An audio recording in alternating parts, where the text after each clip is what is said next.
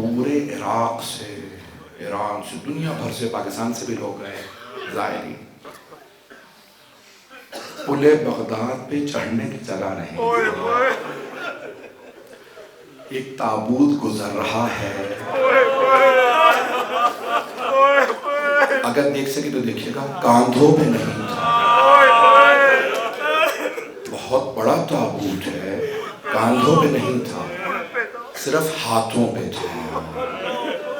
اتنا ہجوم، 60-70 لاکھ سے اتنی شدید سردی، اور ہر اسداری کی جملہ کہتا تھا مولا آپ کا تابوت دھوپ میں پڑا رہا.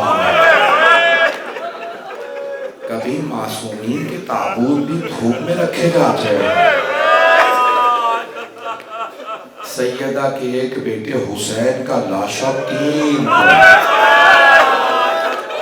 بے گور و کفن دھوپ میں پڑا.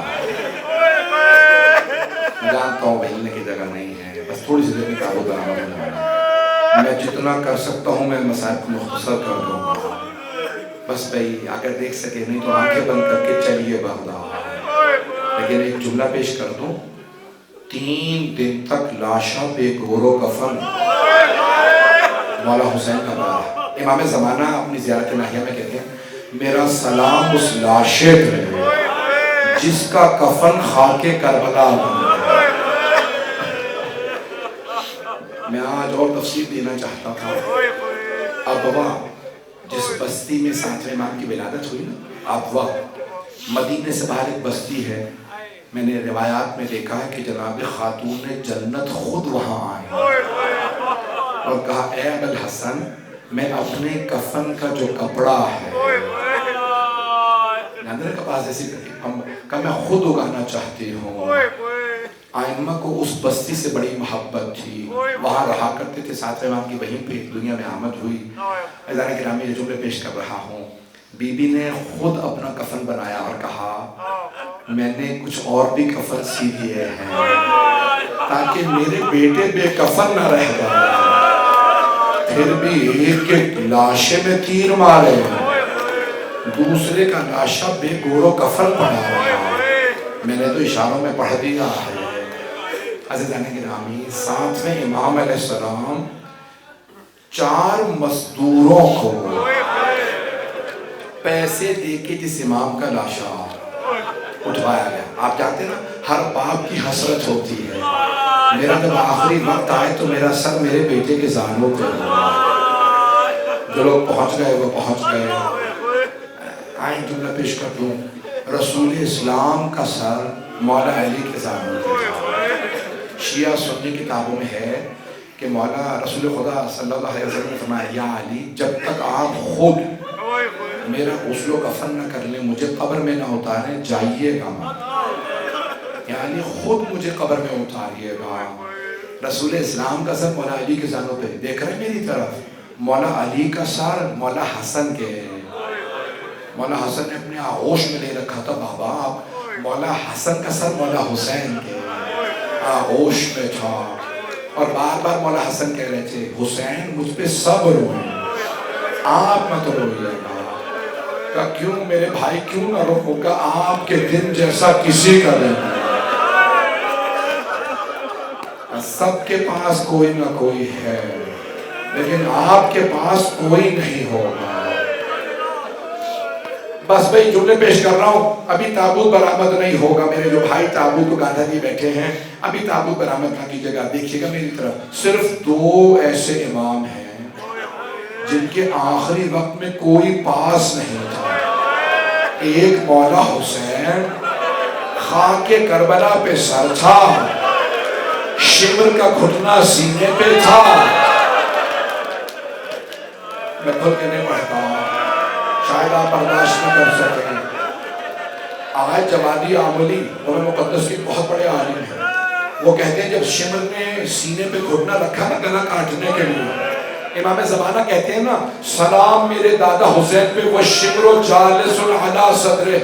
جب شمر سینے پہ سوار تھا، آخذ بلحیتہ، ریش مبارک کو پکڑ رکھا تھا. جب خنجر اٹھایا تو آغا جوادی عملی کہتے ہیں، جوادی عملی کہتے ہیں مولا حسین نے ایک مرتبہ شمر کو دیکھا، شمر سینے سے اتر جا، یہ وہ سینہ ہے جس کے میرے نانا بوسے دیتے ہیں، میرے سینے پہ گھٹنا نہ رکھ۔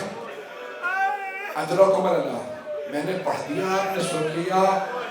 دو ایسے امام ہیں جن کا آخری وقت تنہائی میں، ہر امام کے پاس ان کا بیٹا ہے، پہلے مولا حسین، دوسرے بغداد کا زندان ہے، ہارون الرشید ملعون نے زہر دے دیا ہے، ساتویں امام اس حالت میں ہیں زندان میں کہ آخری وقت ہے۔ پیش کروں آپ کے سامنے، مدینے میں صحن میں بیٹھے ایک امام رو رہے ہیں، کچھ بہنوں کے کانوں میں آواز آئی، ایک کا نام ہے معصومہ قم، انہوں نے ساری بہنوں کو جگایا، بہنوں اٹھو ہمارا بھائی صحن میں رو رہا ہے۔ ایک مرتبہ بی بی صحن میں آئی، بھیا کیا بات ہے؟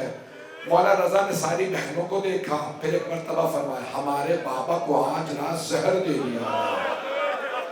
پڑھوں کھل کے آپ کے سامنے، اجرکم اللہ، بس میرے بھائی آ چکے ہیں، وہاں پڑھیں گے ابھی۔ آپ تمام بھائی رونے میں کوئی بخل نہ کرے، ہر آدمی آج جناب سیدہ کو پرسا دے، بی بی نہ جانے آپ کے بیٹے کہاں کہاں مارے گئے، آج جناب معصومہ قوم کو پرسا دے، بی بی ہر عید پہ آپ تڑپتی رہے، میرے بابا مجھے عیدی دینے آئیں گے۔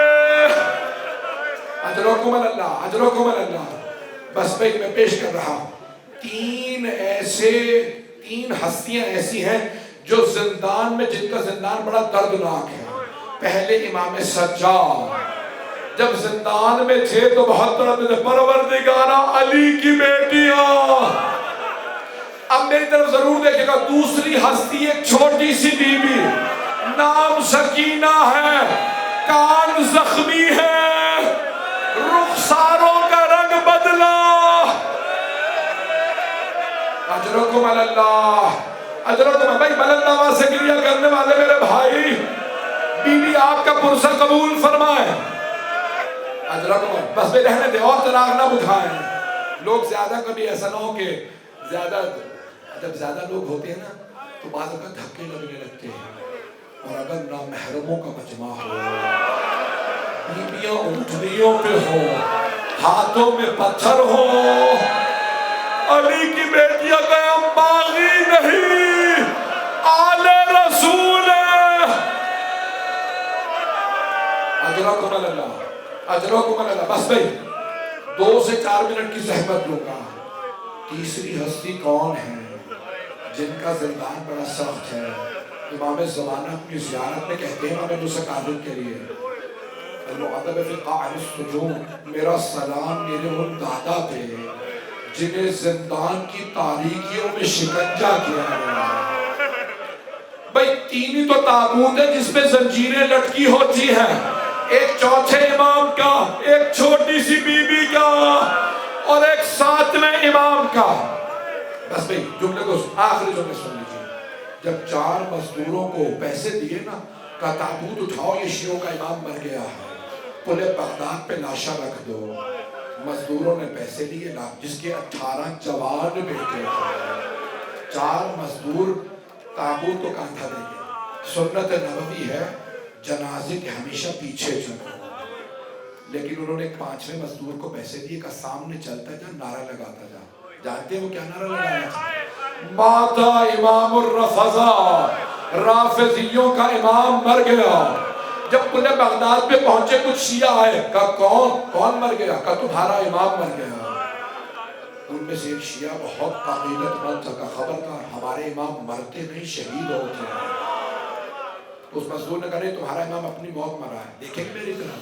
وہ آگے بڑھا، اس نے کہا مولا مجھے معاف کر دیں، تابوت کو کھولا، کفن ہٹایا، کہا مولا اپنی زبانی بتائیے، اپنی موت مرے ہیں یا آپ کو انہوں نے قتل کیا ہے؟ خدا کی قسم، آیت اللہ اشتہاردی نے لکھا ہے، امام موسیٰ کاظم نے آوازی قتلا قتلا، یہ سب میرے قاتل ہیں، یہ قاتل کا ساتھ دینے والے۔ شیعہ تڑپنے لگے، ایک آدمی نے آواز دی، او شیعہ تمہارا یتیم ہو گئے، آج شیعہ یتیم ہو گئے، ہمارے امام چلے گا۔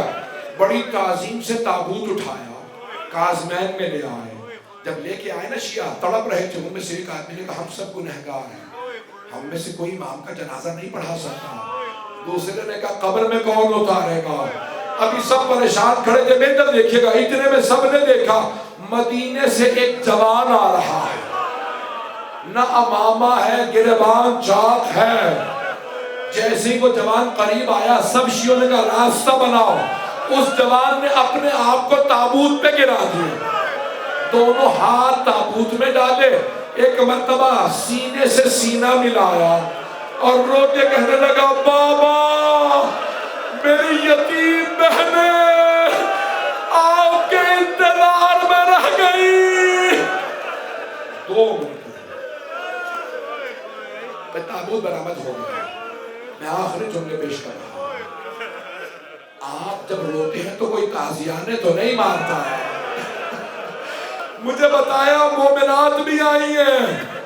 اگر آپ میں سے کسی کو پتا چلے کہ آپ کے ساتھ آئی کوئی چھوٹی سی بچی بے ہوش ہو گئی ہے, تو کوئی یہ تو نہیں پوچھے گا تماچا کس نے مارا تھا, یہی پوچھے گا نا پانی پلایا یا نہیں. مولا امام موسیٰ کاظم کی بیٹیاں مدینے میں ہائے بابا ہائے بابا. جب امام رضا نے بتایا نا بابا کو زہر دے دیا گیا, ہر بیٹی کہتی تھی پردیس میں ہمارے بابا مارے گئے. خدا پردیس میں کسی کے باپ کو موت نہ دے. کبھی بیٹی کے سامنے باپ پہ ہاتھ نہ اٹھانا. کربلا میں ایک چھوٹی سی بیوی کرتے کا جلا دامن پھیلا کے کہتی تھی او مسلمانوں ہمیں پتھر نہ مارو, یہ میرے بابا. 2 منٹ تابوت آ گیا. بے شک ماتم کرتے جائے, میں دعا کراتا رہوں گا. آخری جملہ امام رضا علیہ السلام نے بڑی تعظیم سے لاشا اٹھایا, بڑی تعظیم سے. ایک شیعہ نے پوچھا او مزدوروں قیدیوں کی زنجیریں کاٹ دی جاتی ہیں, ہمارے امام کے تابوت سے زنجیریں لٹک رہی ہیں, تم نے زنجیروں کو کیوں نہیں کاٹا؟ ایک مزدور نے کہا تمہارے امام کی زنجیریں ان کے گوشت کو کھا کے ہڈ